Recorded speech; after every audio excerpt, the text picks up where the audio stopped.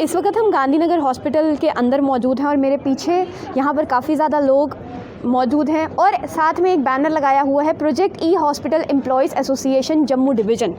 आज यहाँ पर प्रोजेक्ट ई हॉस्पिटल के अंडर काम करने वाले जो एम्प्लॉयज़ हैं आज वो यहाँ पर प्रदर्शन कर रहे हैं। ओपीडी आप देख सकते हैं कि ये ओपीडी को रास्ता जाता है। ओपीडी के बाहर बैठकर यहाँ पर ये प्रदर्शन कर रहे हैं। क्या कारण है इन्हीं से जानते हैं। क्या नाम है आपका? मेरा नाम विजय कुमार है। क्या कारण है कि आज आप गांधीनगर हॉस्पिटल के अंदर बैठकर धरना प्रदर्शन कर रहे हैं? मैम हम लोग प्रोजेक्ट ई हॉस्पिटल के अंदर इस हॉस्पिटल में 2 जनवरी 2013 में आए और हम लोगों को इस प्रोजेक्ट के तहत कुछ मॉड्यूल्स है इस हॉस्पिटल के अंदर जो हमने लॉन्च करने थे डिजिटल प्लेटफॉर्म के ऊपर। वो हमने काफ़ी अच्छी तरह यहाँ पर काम किया है। आप हमारे डीडीओ से पूछ सकते हैं। अपार्ट फ्रॉम दिस जो दूसरे स्टेट लेवल के डिजिटल प्रोग्राम थे उसको भी हम सपोर्ट करते हैं, जैसे इनका जेके पेसिस है, जेके बीम्स है, ई टेंडरिंग है। आप डीएचएस में देखिए तो जो टेंडर फ्लोटिंग है वो भी हमारे थ्रू होती है। उसके अलावा कोविड के टाइम पे जैसे आरटीपीसीआर रजिस्ट्रेशन है, अभी जो वैक्सीनेशन का कोविन ऐप है, ये सब लोग हम लोग देख रहे हैं। लेकिन जो बच्चे हमारे साथी जो सीएससी पीएससी लेवल पे हैं उनकी 36 मंथ से सैलरी पेंडिंग है और जो इस हॉस्पिटल में काम कर रहे हैं उनका जनवरी 2020 से सैलरी पेंडिंग है। हम लोगों ने एडमिनिस्ट्रेशन से बात किया है बहुत बार, कन्वर्सेशन टेलीफोनिक भी हुआ है, पेपर वर्क पे भी हुआ है और पर्सनल लेवल पे भी जाके हुआ है।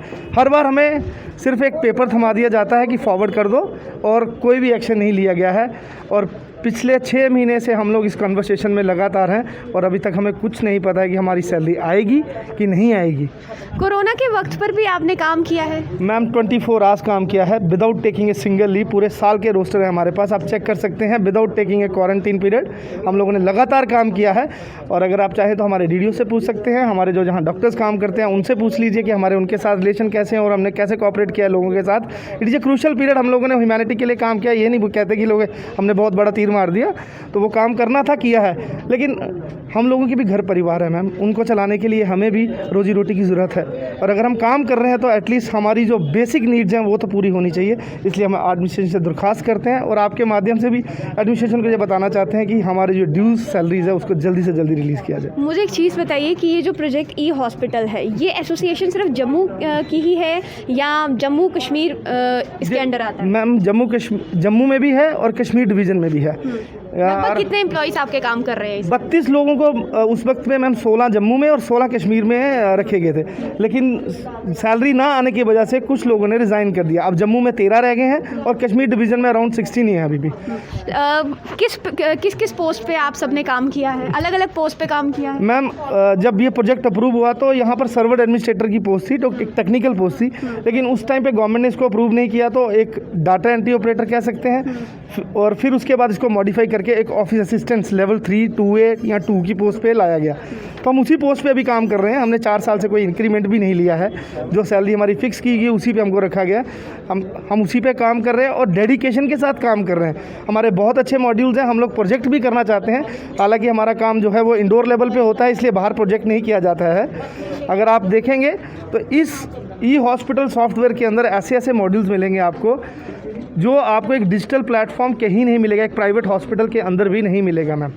आपका इंडोर, आपकी आईपीडी, आपकी ओपीडी सेम यूएचआईडी नंबर पे रजिस्ट्रेशन होगा और उसी नंबर पे आपकी जो जितनी भी लैब डायग्नोस्टिक हैं या फिर रेडियोलॉजी सेक्शन है उन सब की रिपोर्ट्स को आप अपडेट कर सकते हैं। मुझे एक बात बताइए कि आपने कहा कि 36 महीनों से आपकी सैलरी नहीं आई है, लगभग 3 साल से आपकी सैलरी नहीं आई है। तो जब पहले कुछ महीनों में आपकी सैलरी नहीं आई, क्या उस दौरान आपने बात करने की कोशिश नहीं की? हम कंटिन्यू मैम एडमिनिस्ट्रेशन से बात करते हैं। हमारे पास नंबर ऑफ लेटर्स हैं जो हम लोगों ने भेजे हैं, लेकिन हमें कोई भी रिप्लाई नहीं मिलता है कहीं से भी। और अगर मिला है तो एक आधा फॉरवर्डिंग लेटर। क्या कहते हैं आपको वापस जवाब? कभी बोलते हैं कन्वर्सेशन चल रही है, कभी बोलते हैं आपके प्रोजेक्ट का ड्यूरेशन ख़त्म हो गया है।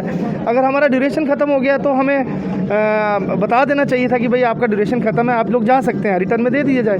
लेकिन हमें ऐसा भी कोई नोटिस नहीं आया। लेकिन उसके अलावा in spite of all that हमारी सर्विसेज को यूटिलाइज़ किया जा रहा है मैम।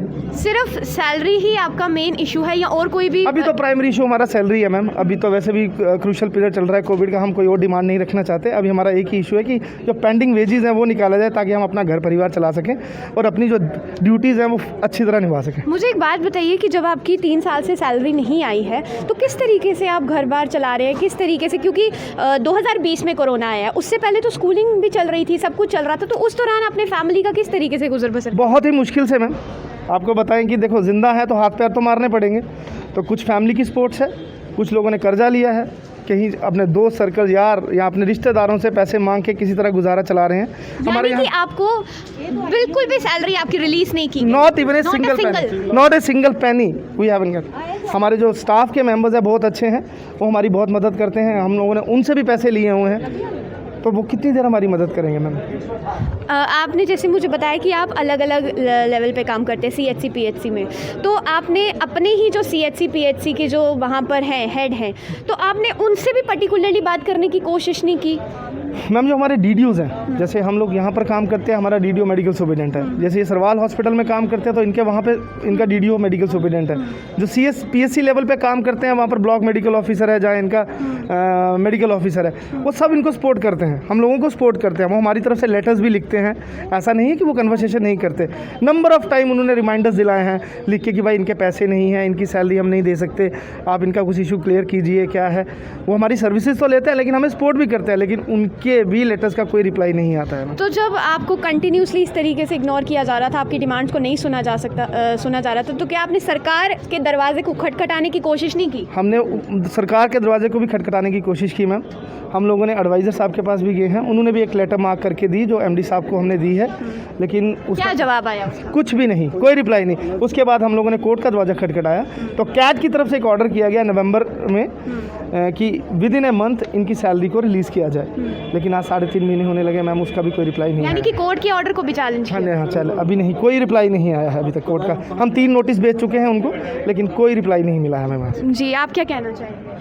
मैम, मैं गवर्नमेंट हॉस्पिटल सरवाल में काम करता हूँ मैम। पिछले मैम 2.5 साल से हमारी सैलरी रिलीज़ नहीं हुई है। बड़ी मुश्किल में हैं हम, बड़े मुश्किल से हॉस्पिटल में आ रहे हैं मैम। हम एडमिनिस्ट्रेशन से यही दरख्वास्त करते हैं कि हमारी जल्दी से जल्दी सैलरी रिलीज़ कर दी जाए, बस यही कहेंगे हम।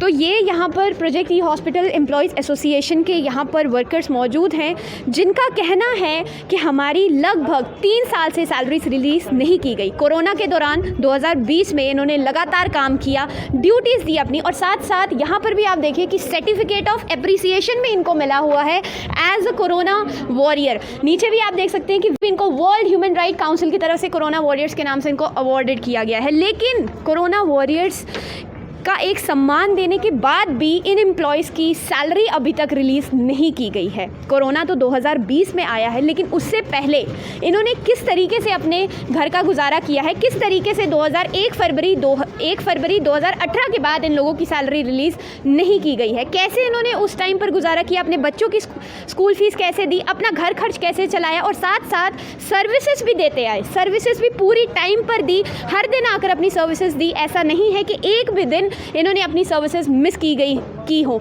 तो अब इनकी डिमांड जो आपने साफ साफ इन्हीं की ज़ुबानी सुन ली कि हमारी सैलरी रिलीज़ की जाए। 36 महीनों से हमें हमारी सैलरी नहीं मिली है। कोर्ट का दरवाज़ा इन्होंने खटखटाया, कोर्ट ने अपना पूरा काम किया, लेकिन सरकार ने क्या किया वो आपने इन्हीं की ज़ुबानी सुन लिया। अब देखना ये है कि आज ये धरना प्रदर्शन जो कर रहे हैं, इसके बाद क्या एडमिनिस्ट्रेशन इनकी मांगों को सुनेगी या एक बार फिर से नज़रअंदाज करेंगी।